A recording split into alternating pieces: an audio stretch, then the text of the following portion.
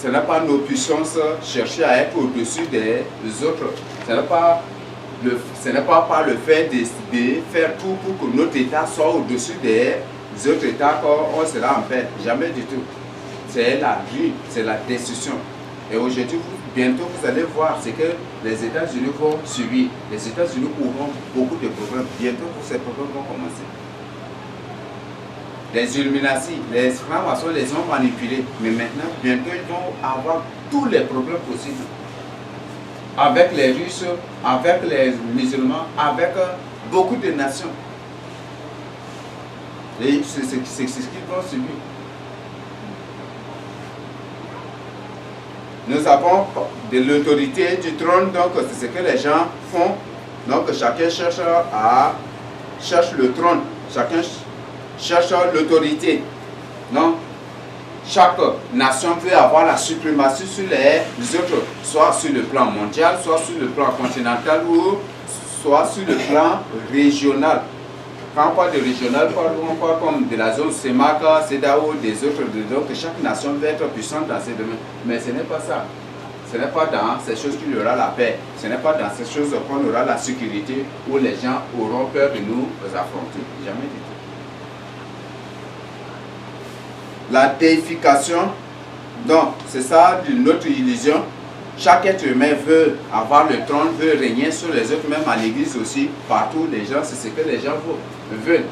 Donc chacun veut régner, chacun veut diriger, chacun veut faire quelque chose pour être vu par les hommes, mais pas par Dieu. C'est ce que les hommes font aujourd'hui. Dieu ne se trouve pas dans ces pratiques-là. Donc, évitons ces choses-là. La déification. La déification. C'était ça la proposition de Satan à l'homme. Si tu manges le fruit, tu seras aussi comme Dieu. Tes yeux vont s'ouvrir, tu vas connaître le bien et le mal et tu seras comme Dieu. Quand l'homme a vu le fruit encore, il a trouvé que le fruit qu'il voyait avant là n'était pas comme ça. Il a trouvé que le fruit était très beau, très agréable à manger. Il a coupé pour manger. Et il voulait être comme Dieu. Et c'était ça l'origine de son échec. Et c'est ce que les francs-maçons disent. Les francs-maçons enseignent que chaque être humain est un Dieu. Chaque être humain est Dieu.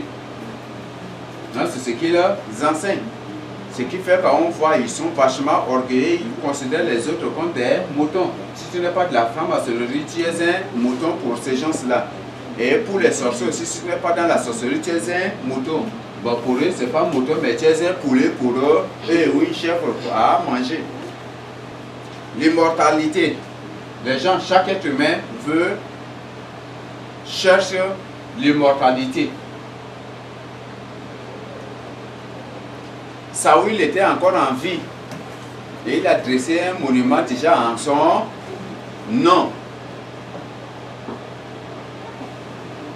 Le roi Nebuchadnezzar, pour que son nom ne soit pas effacé, il a dressé une grande statue pour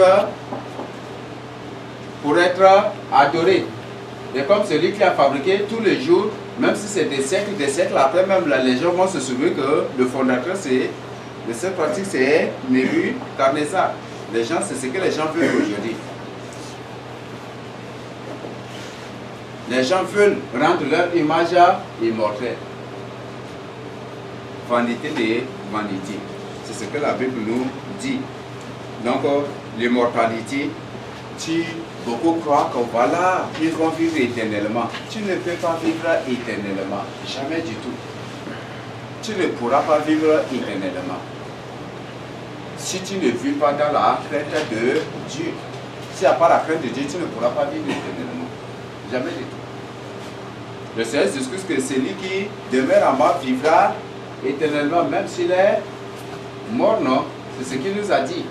Donc, il faut demeurer d'abord en Christ. Si vous pouvez lire Jean 11, vous allez découvrir. Donc, tu ne peux pas vivre éternellement. Aujourd'hui, beaucoup, c'est ça le problème de beaucoup aussi d'entre nous. Beaucoup pensent qu'ils vont vivre éternellement.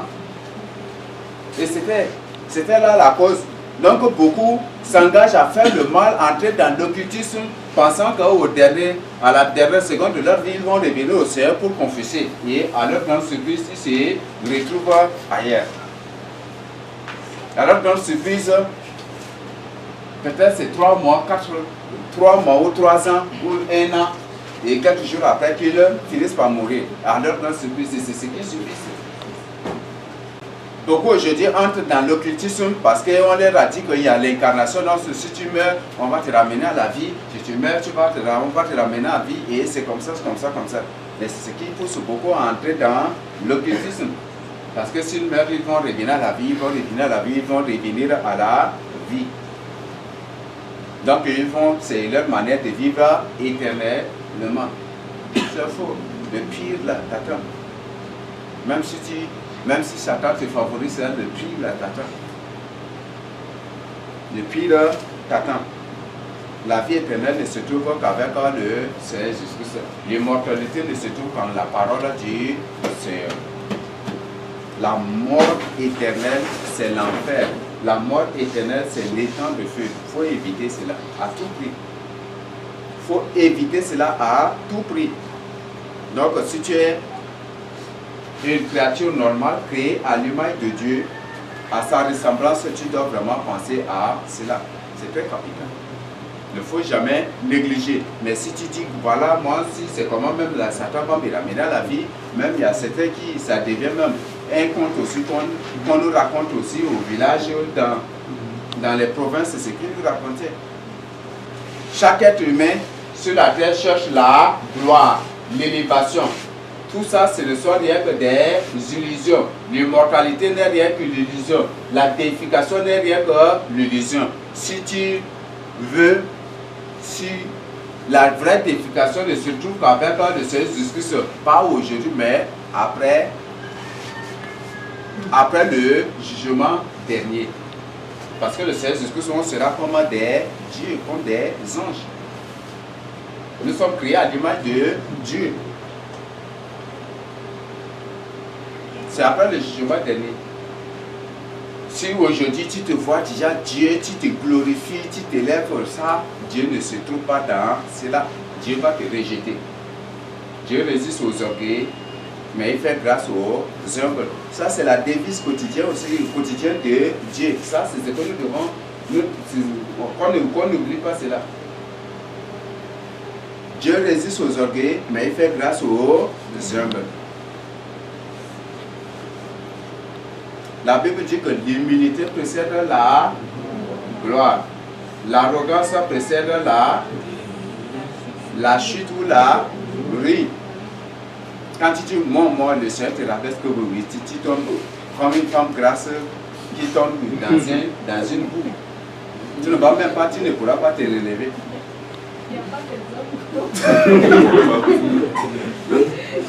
Non, certains hommes se débrouillent pour se lever, mais si c'est une femme, là, il dit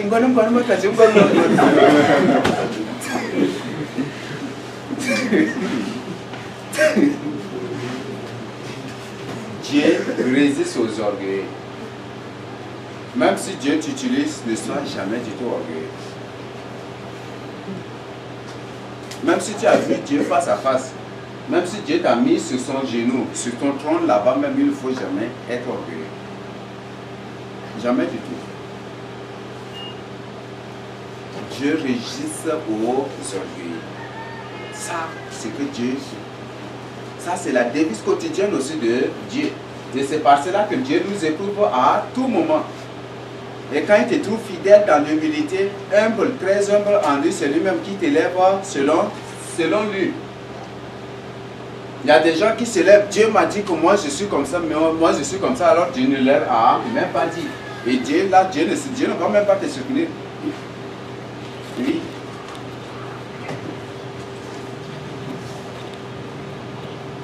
Donc c'est très important que nous puissions voir.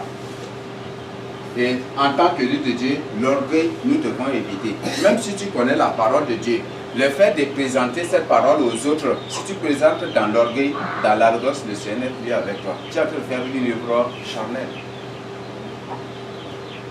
Si par exemple tu viens devant les autres et tu parles comme un blanc, bonjour, moi là, je suis. Si tu fais comme ça, tu vois que le serait déjà dansé là.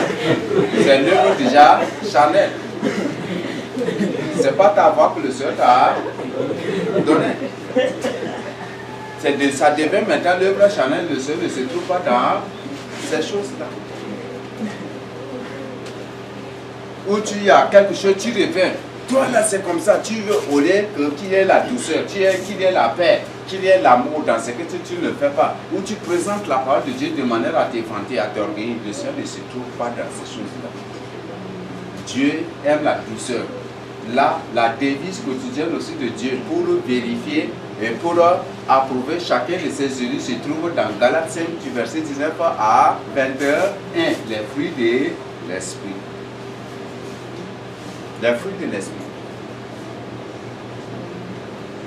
Ça c'est très clair, très très clair. Ne tentons pas Dieu.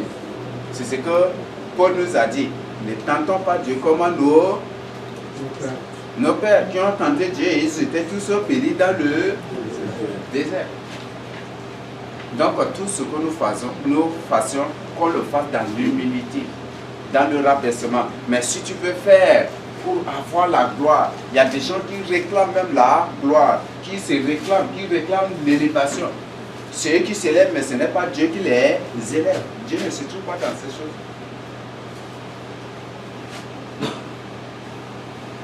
C'est quel prophète qui dit? Malheur à ceux qui disent que l'Éternel m'a dit, alors que l'Éternel n'a rien. L'Éternel m'a dit, alors que l'Éternel n'a rien dit. Faisons vraiment attention. Quand c'est la voix de l'Éternel, là, si c'est la voix de Dieu, tous les démons savent que c'est la voix de Dieu. Là, même les sorciers, en voyant, même ils savent déjà que c'est la voix de Dieu. Mais si ce n'est pas la voix de Dieu, quand il proclame en un rien titre, toi-même tu vas subir aussi les conséquences. Peut-être tu vas dire, voilà Dieu m'a dit, voilà c'est comme ça. Tu peux même mener, si tu ne mets pas une vie de prière, ce jour où tu as dit ça la nuit là, tu vas crier fatigué, on va te taper, ils vont venir t'attaquer. Au soir, ils viendront après pour faire. Et comme déjà, mais c'est ça déjà, tu as présenté et c'est une mauvaise chose. Ces démons vont envoyer des choses en toi. Comme tu as dit que Dieu m'a dit que c'est ça, il profite aussi que pour te donner des fausses visions ou soit venir envoyer en toi des désirs pernicieux. Ils vont envoyer en toi l'esprit de cupidité. Et après maintenant tu vas commencer par avoir l'amour d'argent. Tu vas commencer par avoir l'amour de l'argent. Et ils vont envoyer des esprits et ils vont faire tout pour te faire tomber. Tu vas t'élever après là-dessus. C'est comme si c'est quelque chose, tu t'élèves comme ça pour retomber. Donc puis c'est fini. Et ça va être terrible. Donc en tant qu'enfant de Dieu, ne cherchons pas à nous élever nous-mêmes. Laissons Dieu nous élever. Ne réclamons pas la gloire. Laissons Dieu plutôt lui-même nous glorifier. Le Seigneur Jésus-Christ dit que ce n'est pas lui qui se glorifie, mais c'est le Père qui va le glorifier. Mais pourquoi c'est nous-mêmes qui réclamons la glorification, la gloire, l'élévation? Pourquoi? Le Seigneur dit que lui ne cherche pas votre élévation, mais il cherche plutôt aussi l'élévation du Père. L'autonomie. Chaque être humain veut être autonome, égal, indépendant et être libre. Ça, c'est le problème d'aujourd'hui. Donc, on ne veut pas faire la volonté de Dieu. On ne veut pas demeurer dans sa parole pour lui prouver que nous sommes égaux à lui. C'est que les satanistes ont bien étudié et ils ont imposé cela. Liberté, égalité. Ils ont instauré des lois purement démoniaques au nom de la liberté. Terrible aujourd'hui. Ils ont voté des lois pour légaliser l'avortement. Et aujourd'hui, combien de gens, le taux d'avortement, c'est vraiment élevé. Même les enfants de Dieu. Mais ce n'est même pas leur préoccupation. Mais pourquoi Dieu ne va pas punir ces nations? Pourquoi Dieu ne, comment Dieu ne va pas frapper ces gens-là? Dieu ne va pas parler. Combien de gens ont dit d'avortement? Les gens se sont déployés à la recherche des plaisirs de la chair. Et jusqu'aujourd'hui, c'est la même chose. Qu'est-ce qui était à l'origine de la destruction de l'humanité au temps de Noé? C'était l'impudicité, le désordre sexuel. L'activité principale des occultistes, des gens qui sont dans l'occultisme, dans les pratiques mystiques, leur première activité, c'est le sexe. C'est ce que les sorciers font, c'est ce que les sirènes font. Si tu veux, même d'après les témoignages des instantanés suivants, vous allez découvrir. Avec les sirènes, même si tu veux que leur pouvoir soit efficace dans ta vie, il faut faire le rapport avec elles. L'activité principale des occultistes de Satan, c'est le sexe. Quand les démons se sont faits naître sur la terre comme des humains, qu'est-ce que la Bible dit? Qu'ils s'étaient approchés sur le champ des belles filles, non? Des humains, pour se marier à elles. Et après, quand ils ont eu beaucoup d'enfants, c'était plutôt le désordre et la violence. La même chose qui se reproduit sous une autre forme, par des lois diaboliquement votées par ces démons, par ces humains qu'on croit que ce sont des démons, mais on croit que ce sont des humains. Beaucoup sont des revenants, ce sont eux qui dirigent. Beaucoup ce sont des démons. Ce sont des enfants que les humains ont eu dans l'occultisme, dans le monde mystique. Et ce sont ces enfants-là que le monde mystique envoie comme des humains pour rien. Ce sont eux-là qui sont là. Ce ne sont pas des humains. Ils légalisent ces choses-là pour emporter, pour pousser l'humanité au désert sauté. Que l'enfant est libre de coucher avec qui il veut. Voilà. Et bientôt vous serez surpris. Aujourd'hui, on vous parle de la fête de la côte, beaucoup trop. Voilà pourquoi. Mais bientôt, quand l'Antichrist lui-même va prendre le pouvoir, il ne va pas admettre même le mariage aussi. Et si le pape parle de l'éducation des filles, vous croyez qu'il parle de quoi? Pour bien reprendre la prostitution, il faut commencer d'abord, il faut toucher les filles, il faut posséder les filles. Et il dit qu'il faut revoir la manière d'éduquer les filles, c'est ce qu'il a dit dans son discours. J'ai la version PDF ici. Donc vous allez voir. Même l'éducation à la pornographie, l'éducation à la société, c'est ce qu'ils vont, bientôt ils vont commencer par imposer. Ça a commencé depuis dans les pays développés, mais c'est ici. Aujourd'hui, tu parles de la parole de Dieu, tu dis que telle chose-là, Dieu condamne, on dit, ah, tu es borné. C'est ce que les gens disent. Que tu es borné, tu ne connais rien. Le monde évolue. Le modernisme. Mais ils seront surpris bientôt. Beaucoup de mamans seront surprises après. À cause de ces systèmes éducatifs, beaucoup de mamans seront surprises. Peut-être en belle nuit, l'enfant va bondir sur eux pour les violer et c'est à ces jours-là que les yeux vont s'ouvrir. Pourquoi tu veux faire ça? C'est à ces jours-là qu'ils vont comprendre. Parce qu'ils vont projeter les films de pornographie pour diaboliquement au nom de la biologie, au nom d'autres choses pour pousser les enfants à ces choses-là. Et c'est une manière d'envoûter directement les enfants. Même beaucoup commencent par témoigner qu'ils ont reçu des esprits et ce sont les soi-disant professeurs qui leur envoient ces esprits. Où un professeur est venu, il y a une soeur qui a témoigné avec moi, qu'un professeur est venu pour prier avec une soeur. Et qu'il dit que j'ai prié avec toi au nom de Satan. Et là, comment vous trouvez?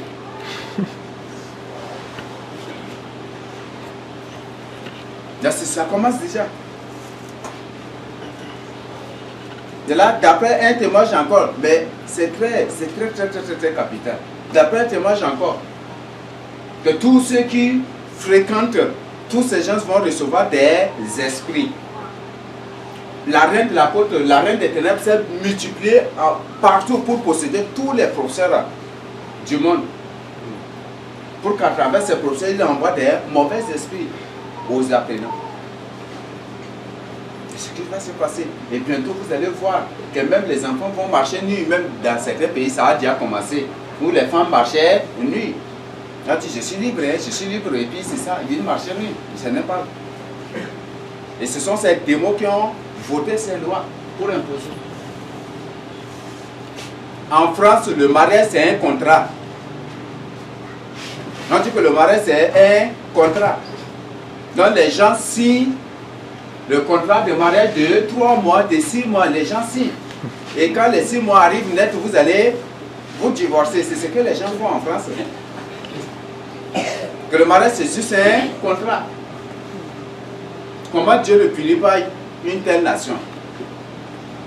Comment ces gens se vont échapper à la colère de Dieu? Et c'est la même chose qui va, c'est cette même loi-là qui sera imposée.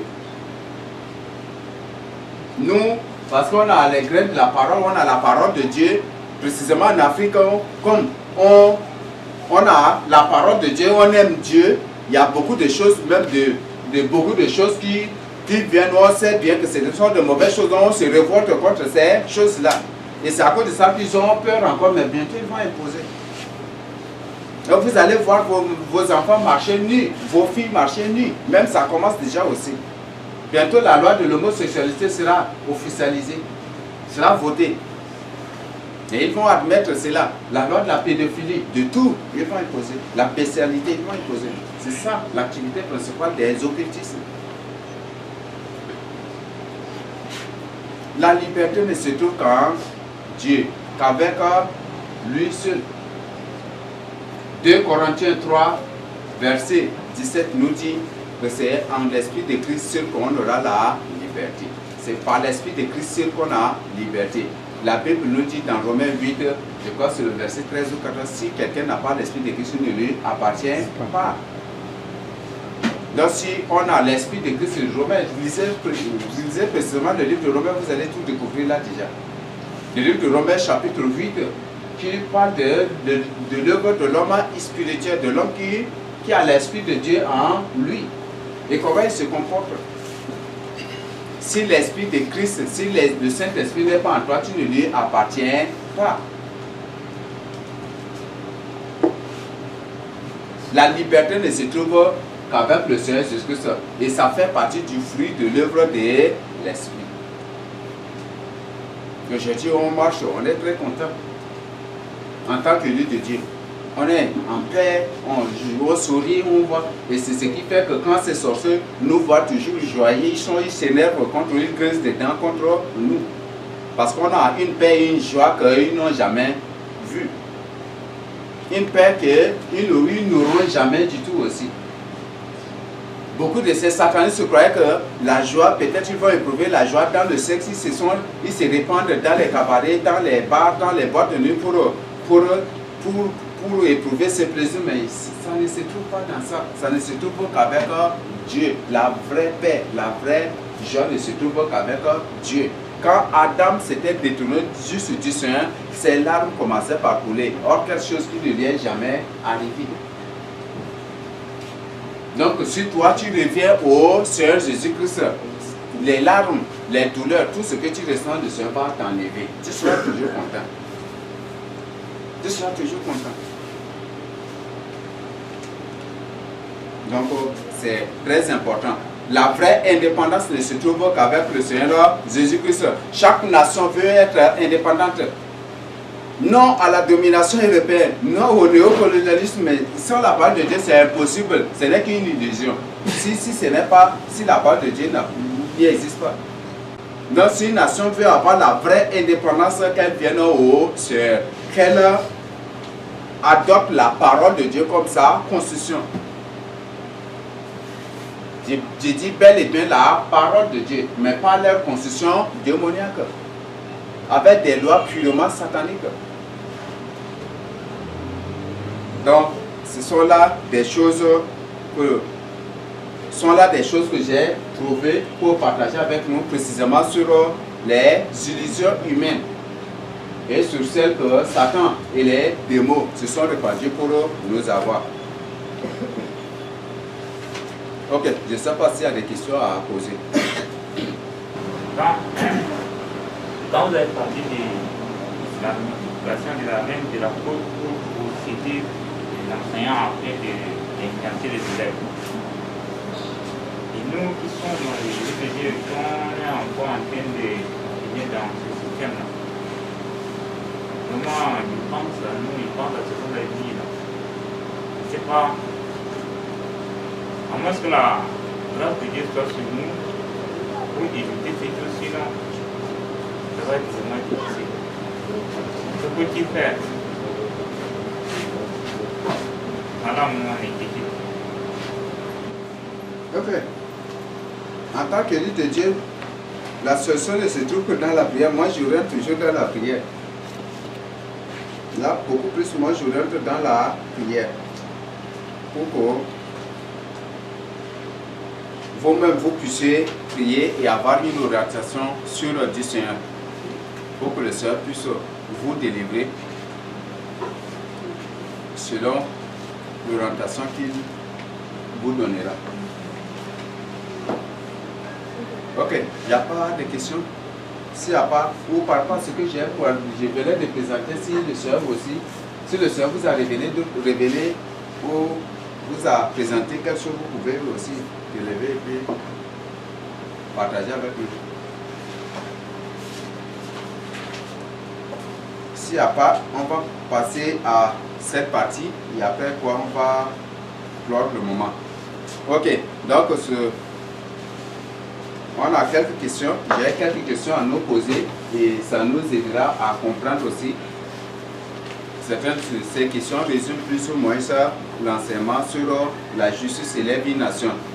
Donc, à chaque question, je vais déjà 2 personnes ou 3 de nous répondre. Quelle était la cause des malheurs des Juifs? Quelle était la cause des malheurs des Juifs?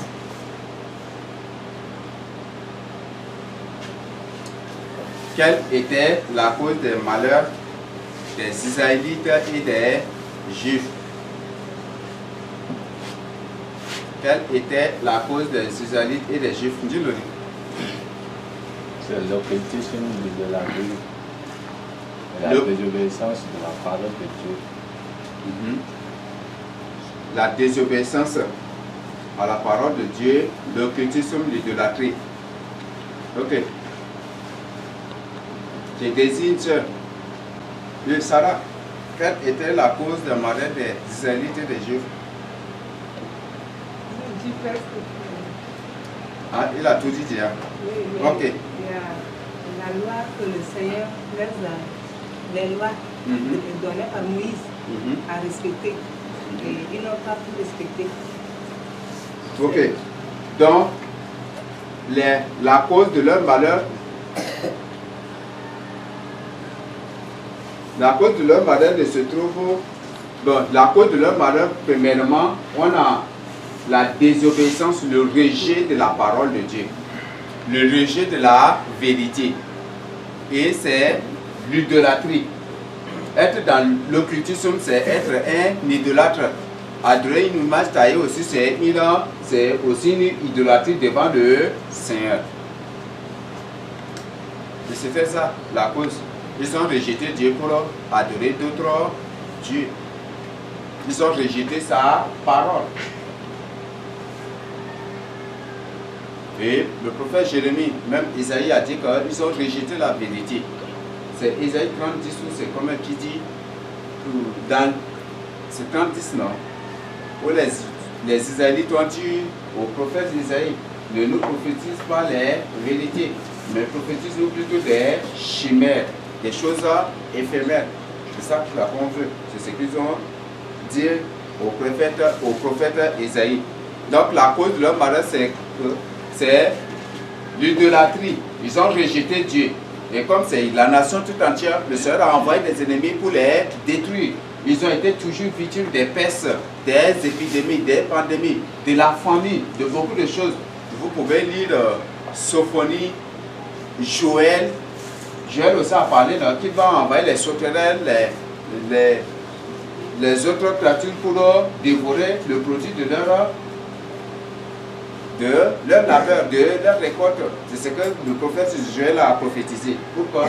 C'est parce que c'était détourné du Seigneur. Ils ont abandonné, ils ont rejeté le Seigneur Jésus-Christ pour adorer les démons, pour adorer Belzéboul, pour adorer Mammon, pour adorer les autres démons.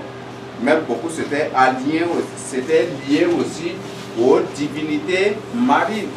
C'était adoré, on sied des Pâques avec la reine de la côte, avec la reine des ténèbres, avec les autres démons.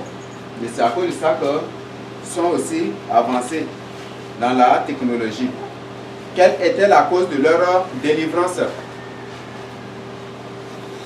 Quelle était la cause de leur délivrance? Oui, comment ils savaient, comment ils étaient délivrés? Ou, bon, la question n'est pas bien formée. Quelle était même la cause de leur délivrance? Oui. Oui. Oui.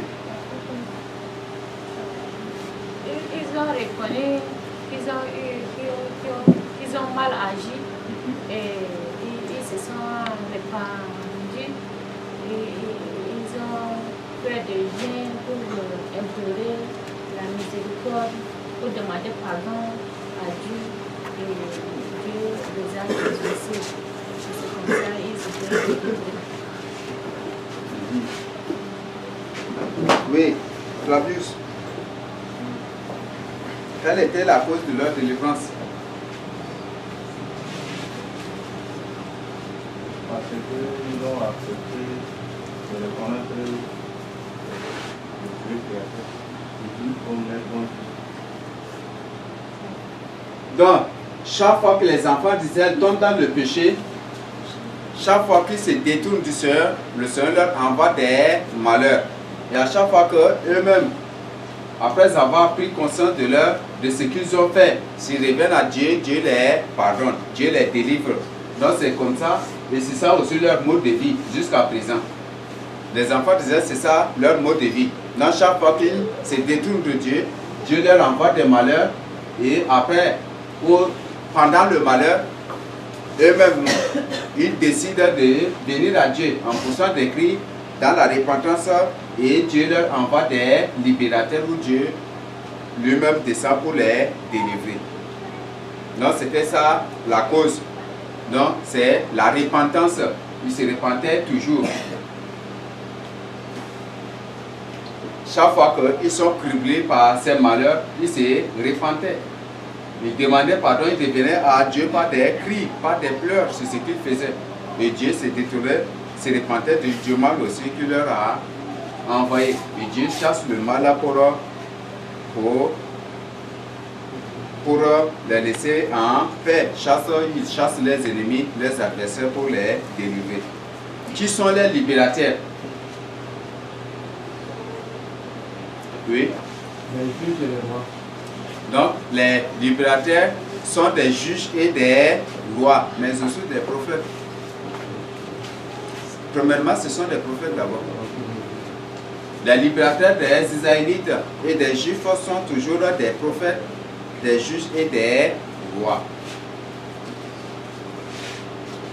Mais pour Israël d'aujourd'hui, ça serait des prophètes qui vont les délivrer, qui vont les amener à une prise de conscience et qui vont détourner aussi beaucoup de la colère de Dieu. Ok, donc ces libérateurs, leurs libérateurs, on trouve que le premier libérateur c'était d'abord Moïse. Moïse, après on trouve Josué, et après Josué, on voit les juges. Les juges, même parmi les juifs, il y a certains qui étaient aussi même comme prophètes, on prend comme Déborah. Comme Déborah, nous avons ces gens, et après nous avons Samuel, c'est un prophète, non? Samuel, c'est un prophète. Samuel, Saül aussi. Saül a reçu l'onction prophétique, lui aussi, il a prophétisé.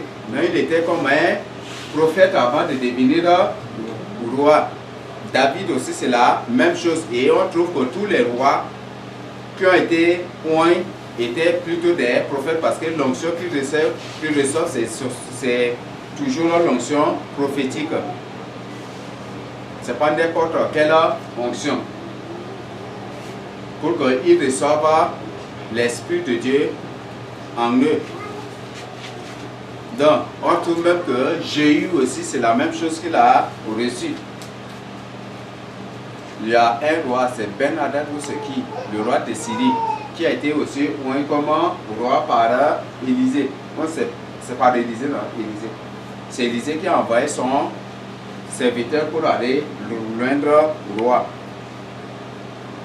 Donc, sont là les libérateurs, les gens que le Seigneur utilise pour délivrer les Juifs.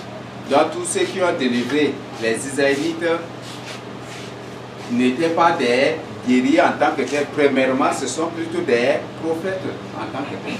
Des gens qui vivent dans la crainte de Dieu.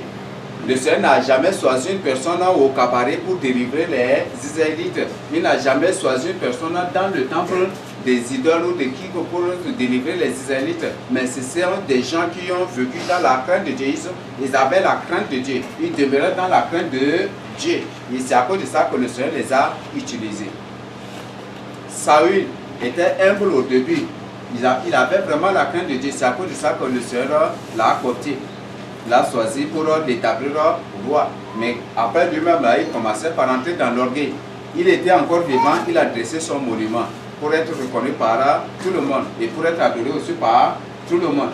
C'est que le Seigneur lui demande de faire, il refuse. Et en présence des autres, au lieu de s'humilier devant Samuel pour demander pardon, que je reconnais que j'ai offensé Dieu, il dit non. Donc il ne faut pas m'humilier devant le peuple. Il faut qu'on se retire. Si c'est comment après là, je vais à Dieu, là, je vais demander pardon. C'est ce que Saül avait fait. Et c'est à cause de cela. Même beaucoup aussi ne veulent pas confesser leur péché ici, mais peut-être avec leurs frères, ou peut-être avec leurs soeurs, ou peut-être avec un ami au quartier, c'est ça. Bon, en tout cas, ça dépend maintenant. Quelle était la position et la réaction de Dieu après la prise de conscience des Israélites? Quand les enfants d'Israël prenaient conscience de ce qu'ils de leur désobéissance, qu'est-ce que Dieu faisait? Quand ils revenaient à Dieu, pas des cris et pas des pleurs, qu'est-ce que le Seigneur faisait? Quelle était sa réaction? Oui, il n'y a pas... Oui, là je vais t'essayer qui? Quand ils revenaient à Dieu, Dieu les traitait toujours avec miséricorde. Sa bonté, il les accepte, il les pardonne. Oui. Donc, c'est ce que la Bible nous dit dans 1 Jean 1, du verset 8 à 9. Si on dit qu'on n'a pas commis de péché, on est menteur devant le Seigneur. Mais si nous confessons nos péchés, il est juste et fidèle pour nous les pardonner et pour nous purifier de toute iniquité. C'est ce qu'il nous a dit. Non, c'est ce que le Seigneur Jésus a fait aussi avec les Israélites. Chaque fois qu'ils confessaient, chaque fois qu'ils se repentaient de leurs mauvaises actions, de leur désobéissance, le Seigneur les pardonnait. Et quand il les pardonne, il suscite en même temps une personne pour les délivrer. Et il utilise les prophètes, soit il demande aux prophètes d'aller loin de telle personne, et c'est ce que le Seigneur faisait. Ou il utilise ceux qui demeurent dans sa crainte, ceux qui ont vraiment sa crainte, il les utilise pour délivrer